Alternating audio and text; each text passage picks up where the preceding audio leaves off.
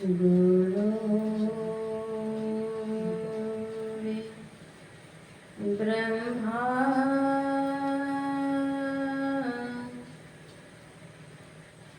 गुरु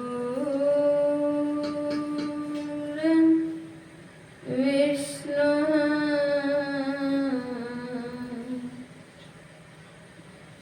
गुरु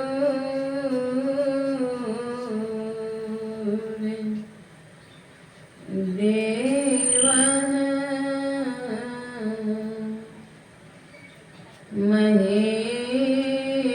महेश्वर गुरु साक्षात् परब्रह्म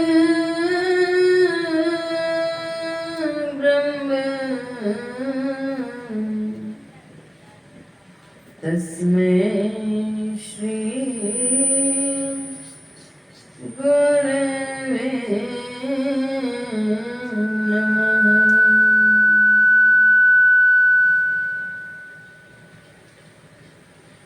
सद्गुरु नमो सत्य ज्ञानं स्वरूपम् सदाचारी पूरण सदानंद रूपम् यज्ञं जपं तप फलं न कामी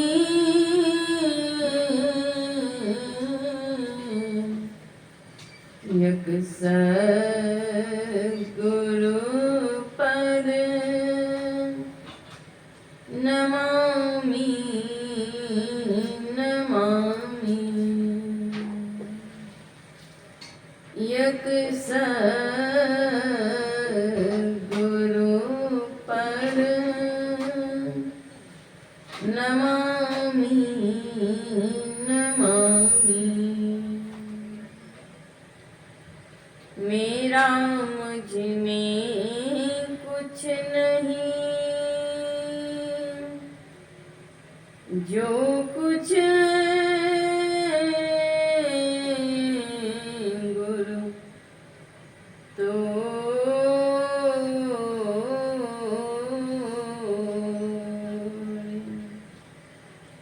तेरा तुझको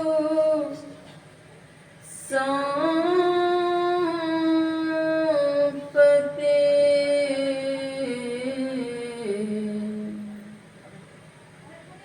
क्या लागत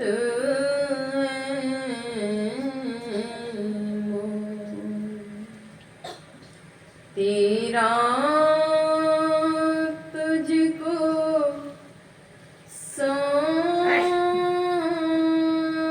सौंपते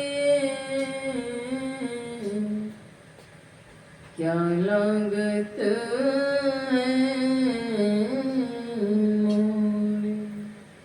बोली श्री सद्गुरु महाराज की जय।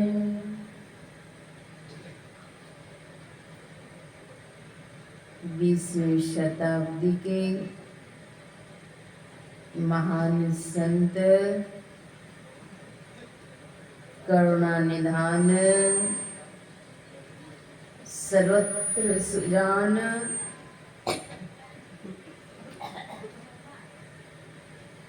दया की खान परमाराध्य श्री सद्गुरु महाराज के पावन युगल चरणों में शतकोटि वंदन। पूज्यपाद गुरुदेव महर्षि संत सेवी परमहंस जी महाराज के पावन युगल चरणों में सादर कोटि वंदन।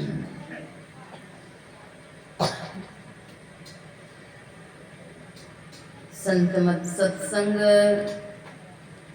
ज्ञान सरिता में अवगाहन करने वाले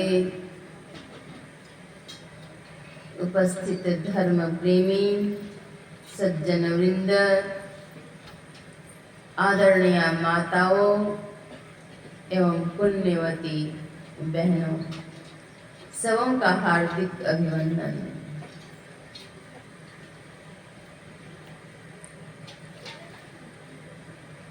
विश्व की सर्वश्रेष्ठ संस्कृति भारत की संस्कृति है।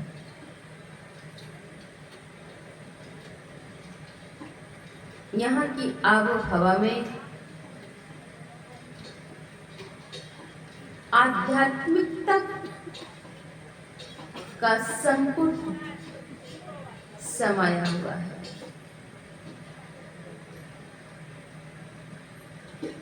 भारतवर्ष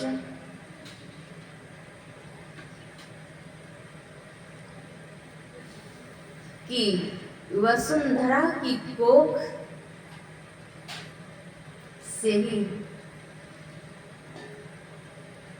ऐसे विशेष रत्न गर्भा प्रस्फुटित हुए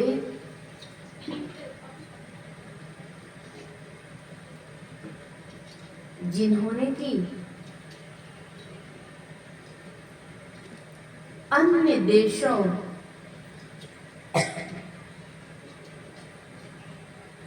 को भी मार्ग दिए, सन्मार्ग दिए।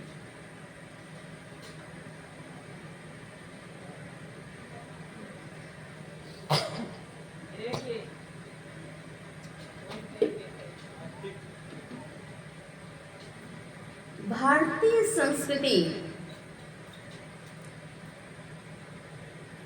और संस्कार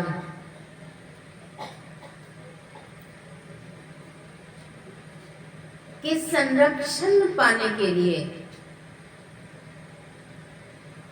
विश्व के अन्य देश के लोग लालायित होते हैं।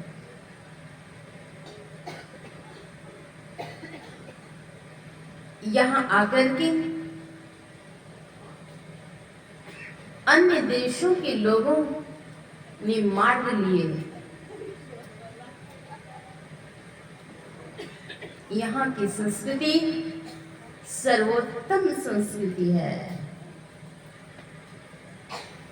विविधता में एकता की संस्कृति है।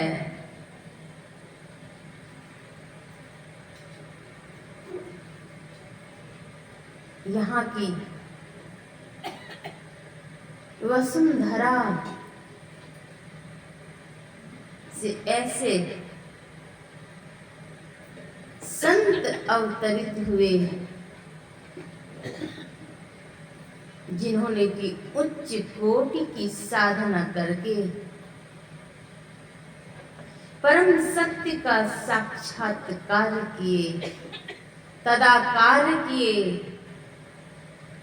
सर्वेश्वर सम्मेलन की स्थिति को स्थापित किया।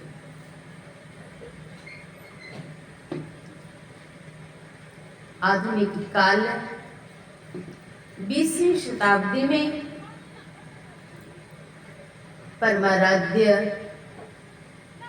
महर्षि मणि परमहंस जी महाराज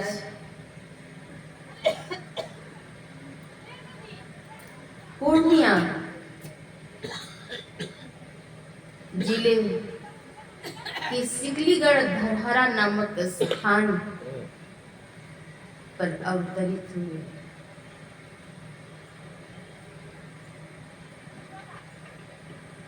इन्होंने अपनी ज्ञान की रश्मियां दिगंत फैला करके लोगों को शांति के मार्ग दिए।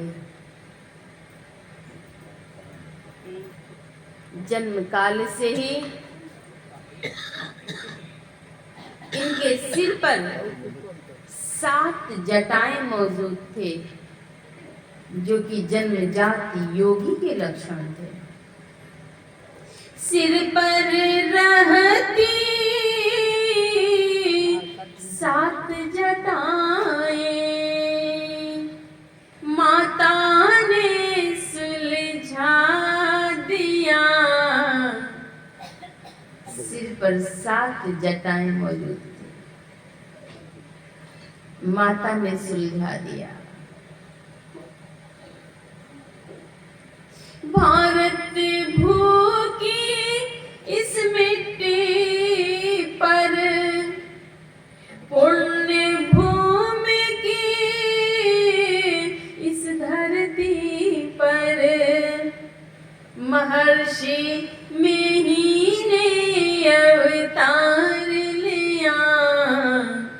धन्य हुआ है भाग्य हमारा, जगमग जगमग जगत हुआ। धन्य हुआ है भाग्य हमारा। धन धन नगर धन हरा, धन बाबू बाबू जान हो। वे बाबू बहुजन लाल दास धन्य है। धन धन नगर धन हरा, धन बाबू बाबू जान हो। अब धन री जनकवती के भाग से, सदगुरु अवतार लेलन हो। अब धन री जनकवती के भाग से, सदगुरु अवतार लेलन हो। जौन दिन सदगुरु अवतार लेलन, धरती आनंद भाई हो। अब धन री जनकवती के भाग से, सदगुरु अवतार लेलन हो। संत सदगुरु के अवतार से माता पिता प्रफुल्लित तो हुए ही, पृथ्वी मां प्रफुल्लित हो गई। युग युगान से वसुंधरा की पुकार होती है, मां धरती की पुकार होती है। तब कहीं जाकर के संत अवतरित होते हैं। वे संत कैसे होते हैं? परम पुरुष की आरसी, संतन की ही दे। लखा जो चाहे अलख को, इन्हीं में लख ले। परमात्मा के आईने स्वरूप होते हैं। अगर अपना चेहरा देखना चाहते हैं, कैसे देखेंगे? आईने में। उसी प्रकार से अगर परम प्रभु परमात्मा को देखना चाहते हैं, तो संत में देखें। परमात्मा स्वयं नर्तन धारण करके संत के रूप में अवतरित होते हैं। उस मां के महत भाग्य की परिकल्पना की जा सकती है, जिन जननी ने अपनी गोद में संतों को खिलाया है। पलटू दास सोई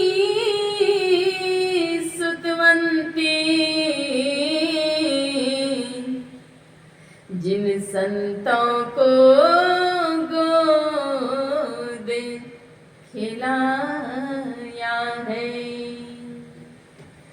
संत पलटूदास जी महाराज कहते हैं वही मां सुतवंती है। कौन मां? जिन्होंने कि संत को अपनी गोद में खिलाया है।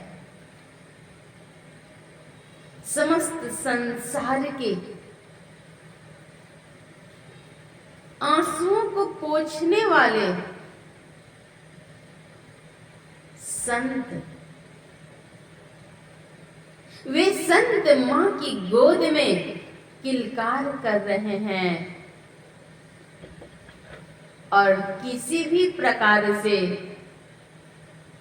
अगर नेत्र से अश्रु की धारा बही होगी तो उन मां ने वात्सल्य भाव से विभोर होकर अपने स्नेहांचल से आंसू को पोंछा होगा। उनके महत भाग्य की परिकल्पना की जा सकती है।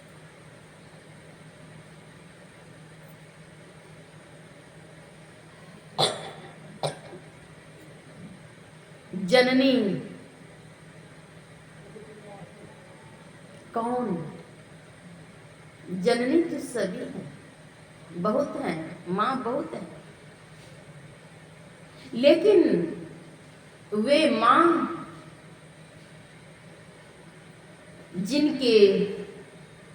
जिनकी संतान ईश्वर भक्त हों, भगवत भक्त हों, ईमानदार हों, कर्तव्यनिष्ठ हों, भगवत परायण हों,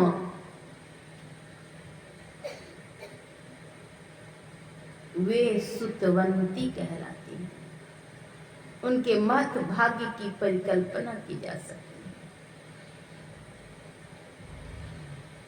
परमाराध्य महर्षि में ही ब्रह्मर्षि जी महाराज अवतरित हुए आधुनिक काल में।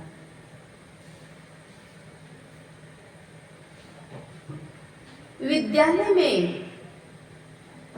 अध्ययन कर रहे थे, पठन कर रहे थे।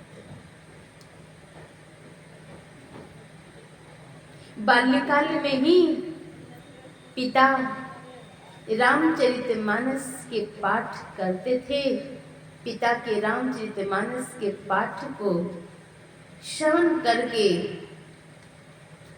इच्छा जगी, संदूक से रामचरितमानस को निकाल करके अवलोकन करने लगे, पढ़ने लगे। और कालांतर में जब वैराग्य हुआ, परीक्षा भवन से ही उत्तर पुस्तिका में यह लिख करके चल दिए, देह धरे कर यही फल भाई, भजिय राम सब काम विहाई। हे भाई, देह धारण करने का फल यही है, राम की भक्ति। निकल पड़ते हैं। वैराग्य की धधकती ज्वाला ने कंटका किरण पथ को बहिष्कार किया।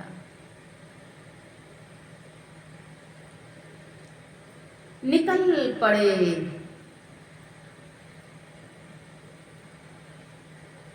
कालांतर में परम संत बाबा देवी साहब के शिष्यत्व ग्रहण किए। तत्पश्चात साधना की सिद्धावस्था को प्राप्त किए और साधना काल में ही अपनी अनुभूत वाणी को लेखनी में स्थान दिए, जो आज महर्षि में ही पदावली हस्तगत है।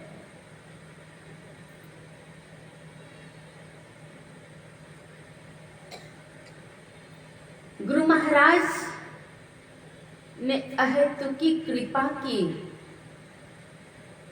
स्वयं साधना की सिद्धावस्था को प्राप्त किए। तत्पश्चात संसार के लोगों के कल्याणार्थ ईश्वर भक्ति के प्रसाद दिक दिगंत बांटने लगे। वेद पुराण संतों की अनुमोदित वाणियों का संग्रह करके सत्संग योग नामक ग्रंथ भी दिए।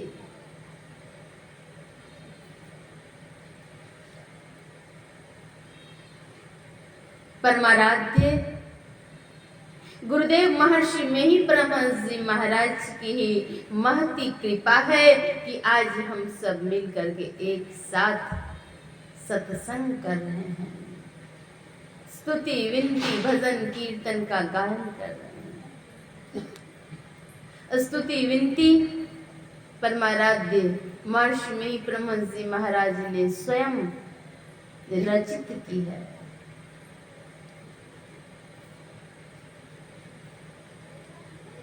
आज समवेत स्वर में गायन होता है।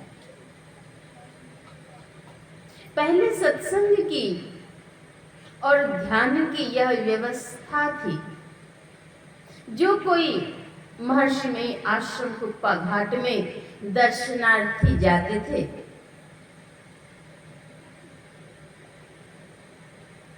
जो कोई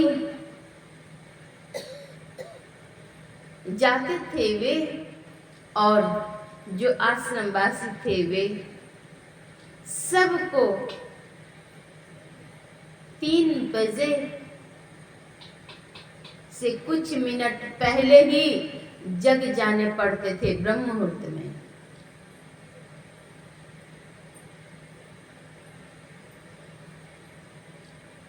जगाए जाते थे। आसपास में लाठी पटक पटक करके 3 से 4 ध्यान होता था। आज भी होता है। नियम थे ब्रह्म मुहूर्त में ध्यानाभ्यास करने के लिए। सत्संग होता था, आज भी हो रहा है। पहले के समय में भंडारे की विस्तृत व्यवस्था नहीं थी।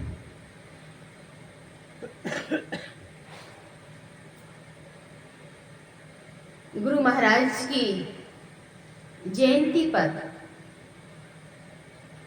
खिचड़ी के प्रसाद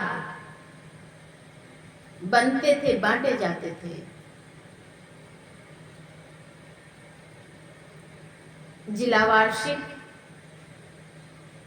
अखिल भारतीय सत्संग आदि में जो व्यवस्था थी, शुरू में 2-3 वस्तु उपलब्ध होते थे श्रद्धालु को। क्या? मिट्टी के पात्र, दतवन, पहले यही उपलब्ध होते थे और कुछ जलावन। श्रद्धालु भक्त अपने अपने थैले में चावल, दाल आदि बांध करके सत्संग में जाते थे। कुछ चूड़ा, मुढ़ी, सत्तू यही सब बांध लेते और सत्संग में जाते बड़े हर्ष से। गुरु महाराज का सत्संग है। रास्ते में प्लेटफॉर्म पर, रेल गाड़ी पर कहीं भी बैठते, बस सब मिल करके भजन कीर्तन गायन करते जा, बड़े प्रेम से। वह समवेत स्वर श्रवण करके अधिकारी कर्मचारी को एक बार अवश्य ही महर्षि में ही परमहंस जी महाराज याद हुआ आते थे। समवेत स्वर में गायन करते, अपनी पोटली से चूड़ा मोड़ी सत्तू निकाल करके अपनी थाल में निकाल करके वही प्रसाद ग्रहण करते, रख लेते, चल रहे हैं सत्संग में। और जहां अखिल भारतीय सत्संग होता था, जलावन, मिट्टी के पात्र, दतवन की व्यवस्था थी। वही लोग ईंटें को जोड़ करके प्रसाद तैयार कर लेते मिट्टी के पात्र में, और वही प्रसाद ग्रहण करते। अगल बगल आस पास में कोई बूढ़े बुजुर्ग मिल जाते या और भी कोई मिलते ही रहेंगे, बहुत सारे लोग हैं, तो उन्हें भी वे कुछ बांट लेते और खाते।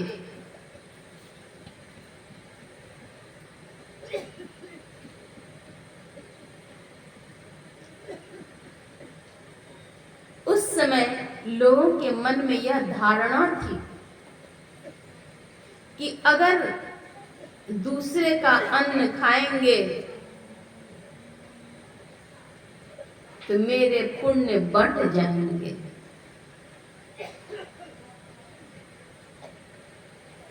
मैं इतनी दूर से आई हूं सत्संग करने के लिए, पुण्य अर्जन करने के लिए, मेरे पुण्यांश बंट जाएंगे, इसलिए अपना ही खा करके सत्संग करूंगा।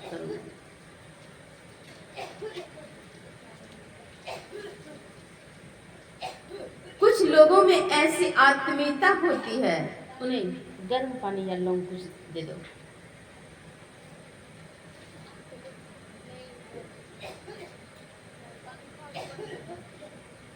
लोगों के मन में जो धारणा थी यही थी। धीरे धीरे विकास हुआ, कुछ व्यवस्था बढ़ी, और तब यह भी हुआ कि जो छोटे छोटे बच्चे हैं उनके लिए कुछ प्रसाद, कटोरे लेकर के लोग जाते थे,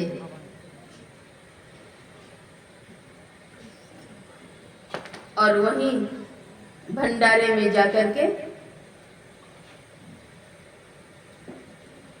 कटोरे आगे करके थोड़ा सा प्रसाद बच्चे के लिए दे दीजिएगा। एक दो कलछुन प्रसाद उसमें मिल जाते, लोग बच्चे को खिलाते, बच जाता थोड़ा थोड़ा, अपना भी एक दो चम्मच ले लेते, वही पर्याप्त था। धीरे धीरे यह प्रथा बढ़ी, लोगों के मन में, श्रद्धालुओं के मन में श्रद्धा जगी कि आश्रम में जो साधु संत हैं उन्हें भोजन कराएंगे। यह सात्विक श्रद्धा जिनके भीतर में जग गए, वे जाते थे सद्गुरु महर्षि में ही परमहंस जी महाराज के पास, और वहां उन्हें अर्जी करनी पड़ती थी।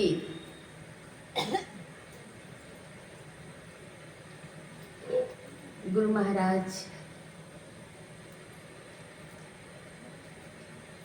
भंडारा देना चाहता हूं, मेरा भंडारा स्वीकार हो। सदगुरु महर्षि मेही परमहंस जी महाराज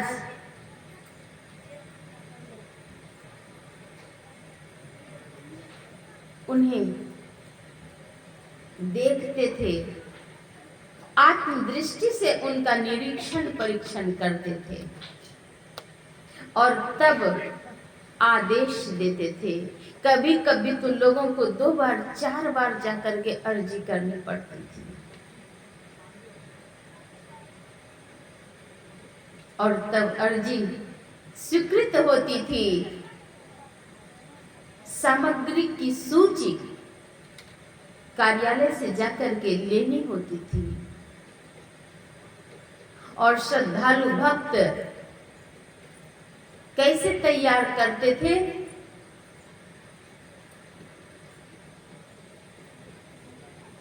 अगर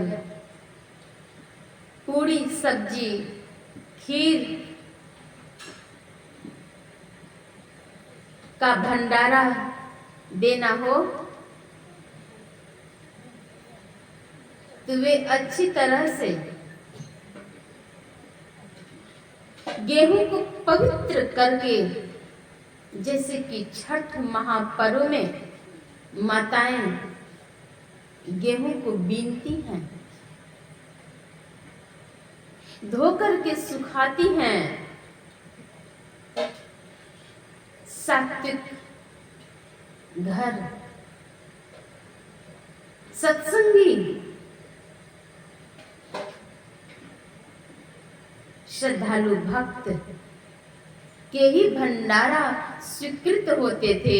वे अपने घर में गेहूं को धो करके सुखाते थे, खड़े होकर के कौवा चिड़िया मैना मुंह न देते,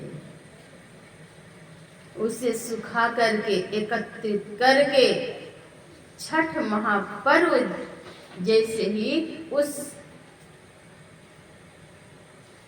सामग्री को तैयार करके पवित्र करके खीर के लिए दुग्ध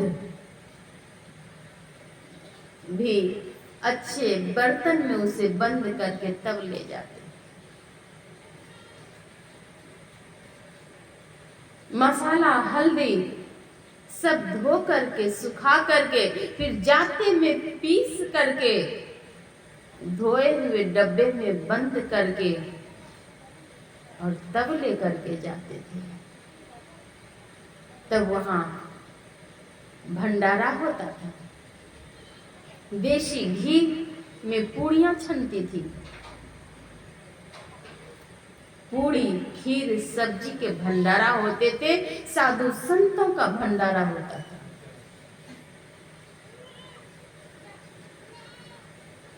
धीरे धीरे यह प्रथा कुछ परिवर्तित हुए।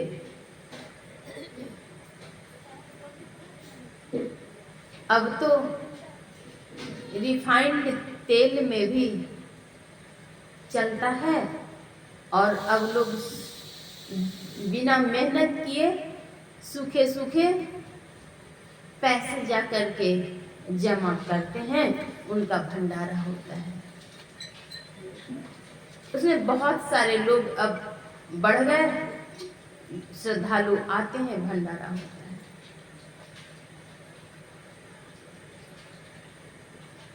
लक्ष्य अगर सेवा का है तो उससे ऊर्जा मिलेगी, और लक्ष्य अगर सेवा लेने का है यह तामसिक वृत्ति है, लाचारी है, तब सेवा लिए तो कोई बात नहीं।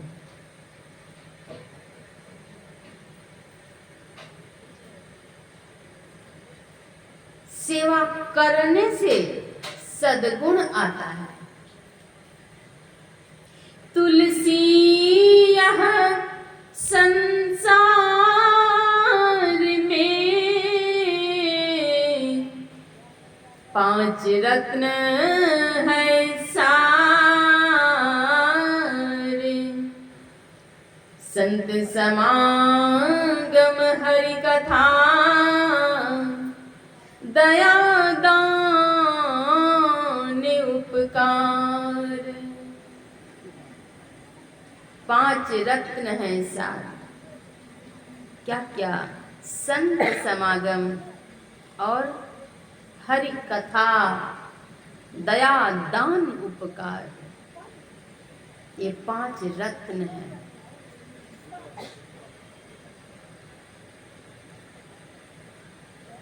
सात्विकता का उद्रेक जीवन में हो तो वह बड़ा कल्याणकारी होता है। वही भंडारा का रूप धीरे धीरे बढ़ा और अब यहाँ तक हुआ, कहीं कहीं प्रसाद गुरु महाराज को अर्पण करके और तब सत्संग करते हैं और वही प्रसाद बांटते हैं। और कुछ लोग ऐसे भी अब सत्संग करते हैं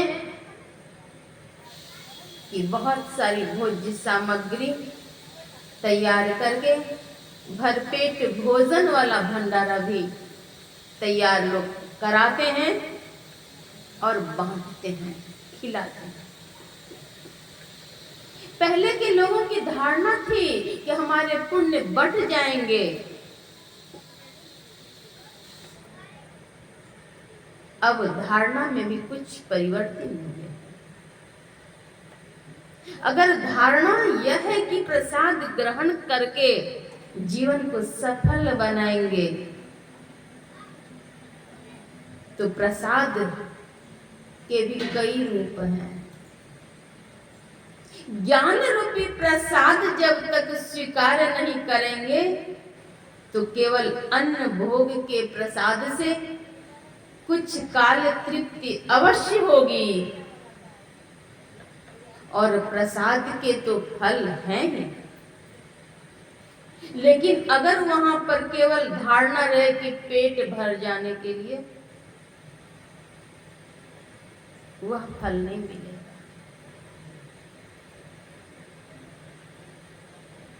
भाव से भक्ति होती है।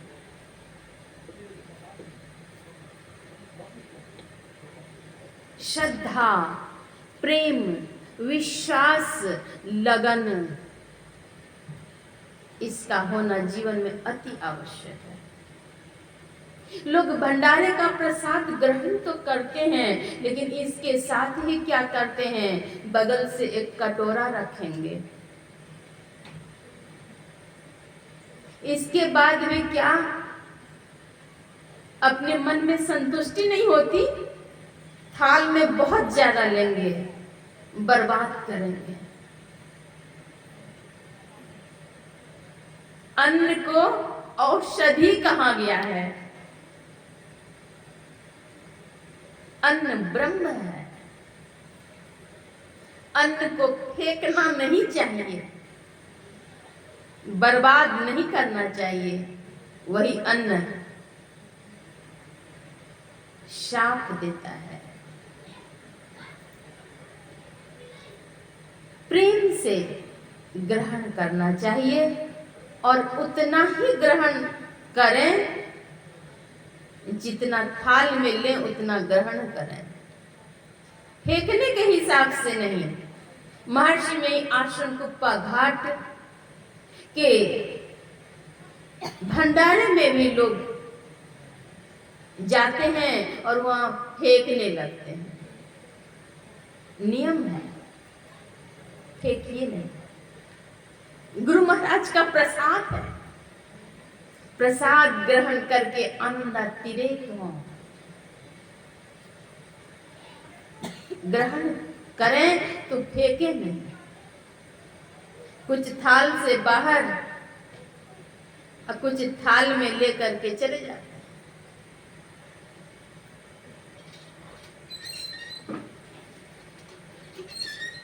घर में भी नहीं फेंकना चाहिए। किसान बहुत मेहनत से उपजाते हैं।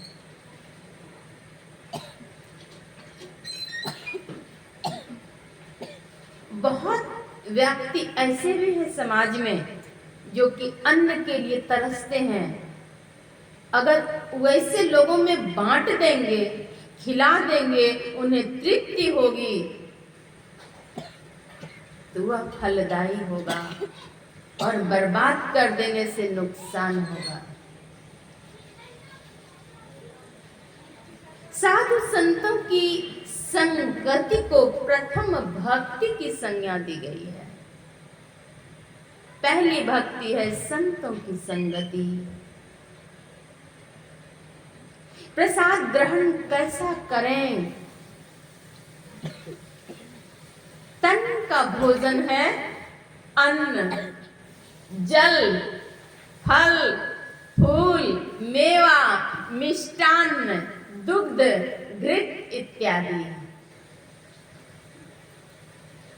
ये सब खाएंगे, ग्रहण करेंगे तो तन की पुष्टि होगी, तन की तृप्ति होगी। और मन का भोजन है सत्संग। कितना भी 5 किलो रसगुल्ला, 25 किलो बर्फी अगर खा लें तो इससे कुछ काल के पश्चात भूख लग जाएगी।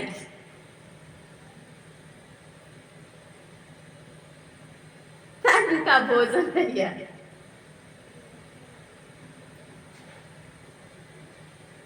मन का